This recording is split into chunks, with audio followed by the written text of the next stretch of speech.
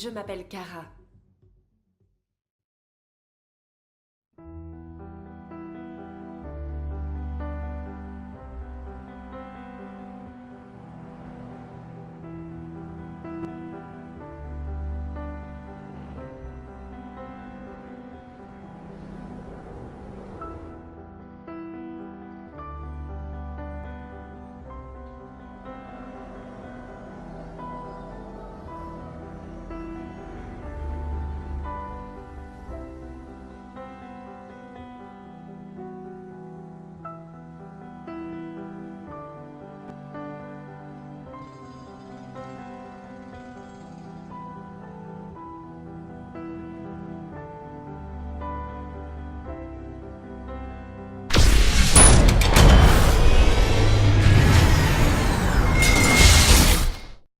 Vous avez les traits tirés. J'espère que vous allez bien. J'ai les yeux tirés. C'est vrai, j'ai pas tellement dormi cette nuit. C'est vrai, je l'admets.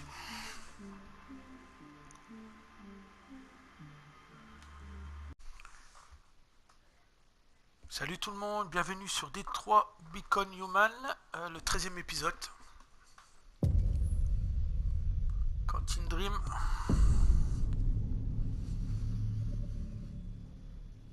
Avant de lancer le truc, on fera un petit résumé de l'ensemble. L'expérience Détroit vous souhaite la bienvenue. Moi, ça dit la même chose. Moi, à part un truc au début de week-end qui était pas mal. Bon, voilà. Si on fait un résumé sur l'histoire qu'il y a eu déjà, les suppléments. Je sais pas combien est-ce qu'on doit avoir. Accès en cours à la section supplément. Les vidéos, je peux rien débloquer.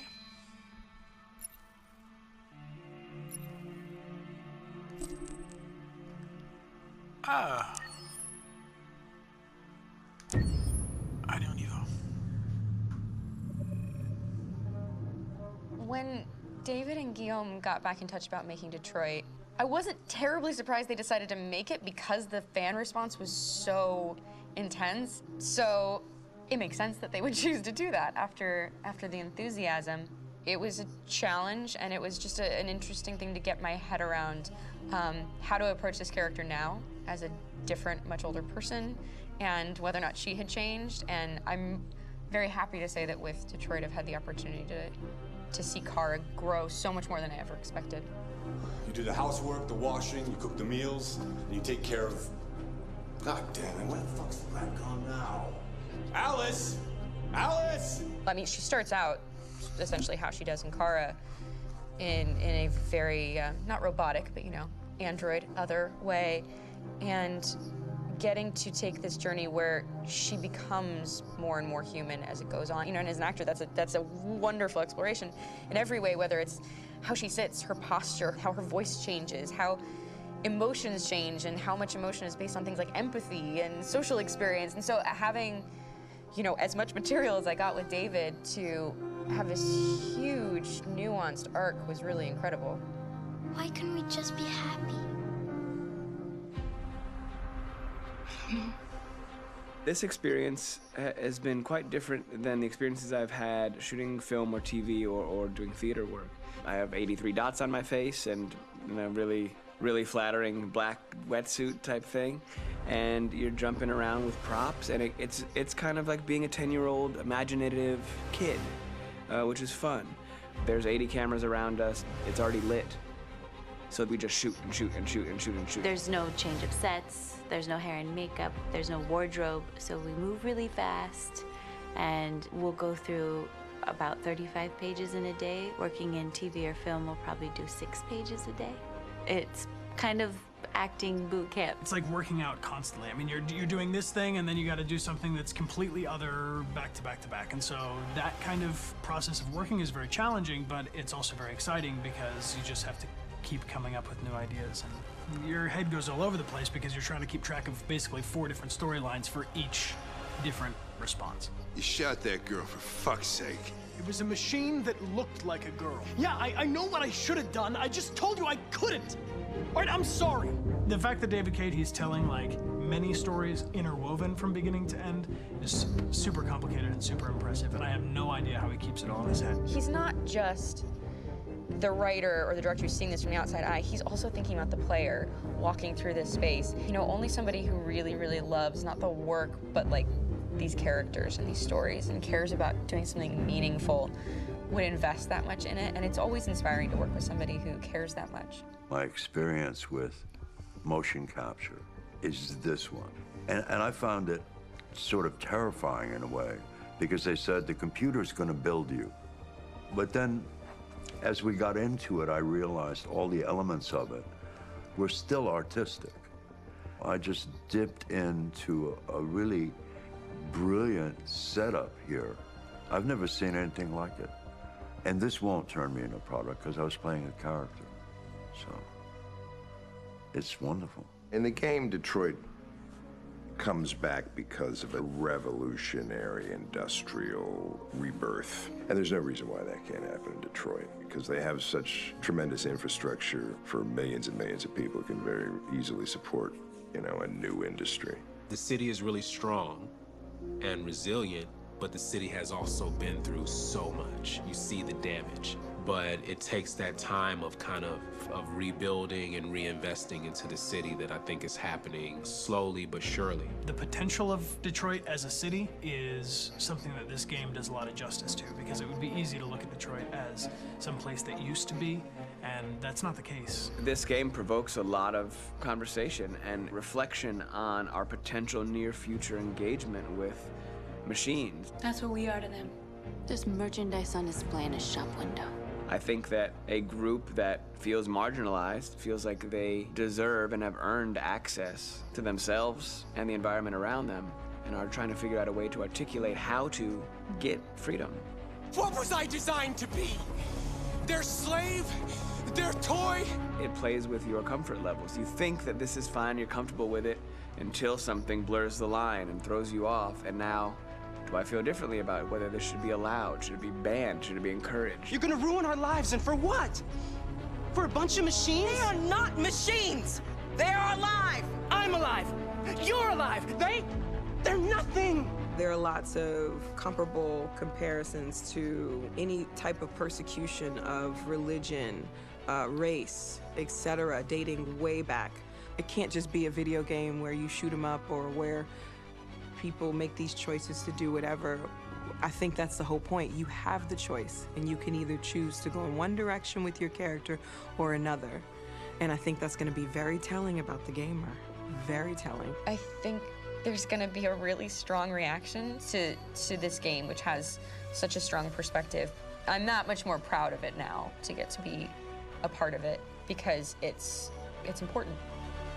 In this game, you're actively building and designing the character through not just what kind of shield does he have or what color hair does she have, but like their temperament and the way they deal with problems. The different endings to this game are so radically different based off maybe seemingly insignificant choices in the moment, but like life, they all add up. And can't play life again, though. Désolé, j'ai pas la traduction comme j'ai dit. Ça vous permet de voir des trucs inédits. Je sais pas si je peux déverrouiller celle-ci. Non, on peut pas. Mais déjà, on a commencé à arriver à quelque chose de bien. Les bandes son, est-ce que j'aurai à pouvoir débloquer celle-ci? Non, on peut pas encore. La galerie sondage, c'est toujours la même chose. Je pense pas qu'ils ont changé ça. La galerie. Oh, attends.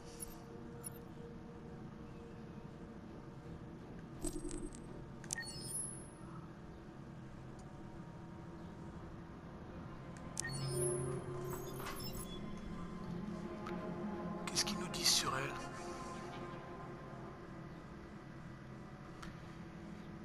Priorité numéro 1 pour tout déviant. En cavale, se débarrasser de l'uniforme Android sans agent et sans possibilité de shopping. Car elle doit se débrouiller avec ce qu'elle trouve. Ouais. Et par contre, variant. Ah ouais, d'accord, on pourra lui changer la couleur des variants. Carrément. Ça, on le verra plus tard. À la suite, vous le verrez bien.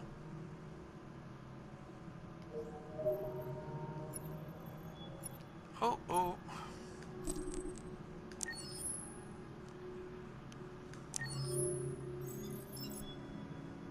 Pauvre Alice.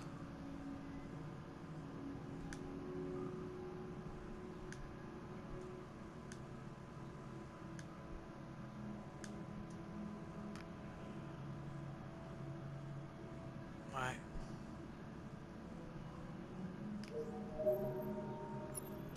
Bon, ça c'est le père.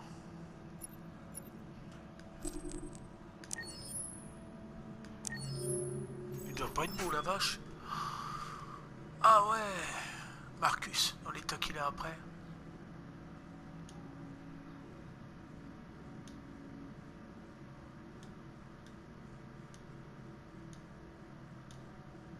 Ah la vache.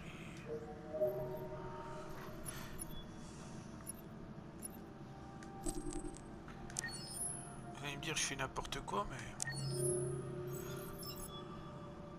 Ah oui, d'accord. Variant, il n'y en a pas.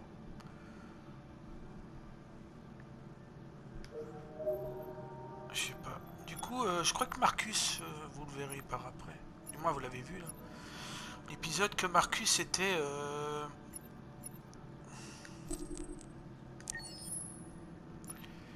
Je dépense tant que je peux. 150 sur l'appareil.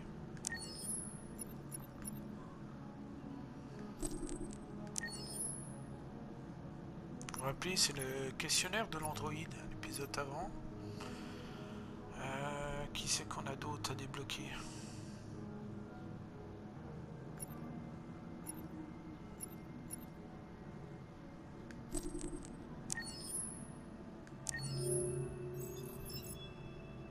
D'accord. Certains androïdes ont été jetés il y a si longtemps et ils sont tellement dégradés qu'il devient impossible de deviner leur fonction d'origine. Marcus a rencontré Phileas, un dépotoir d'androïdes clairement déviant. Elle lui a aussi reconnu le caractère déviant de Marcus et l'a rejoint à trouver Jericho. Semblable, vivant en liberté, ça doit être définitive. Ouais, mon père.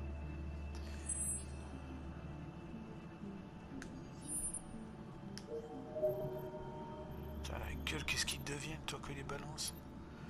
Qu'est-ce qu'on a là? C'est quoi ça? Ça doit être un garde, ça. Ah oui, d'accord. Je sais pas pourquoi j'ai pris ça. Ça, c'est quoi? On a passé de thunes, on n'a plus rien. On a débloqué pas mal, là. Ouais, j'ai plus assez de fric, j'ai tout dépensé en conneries encore.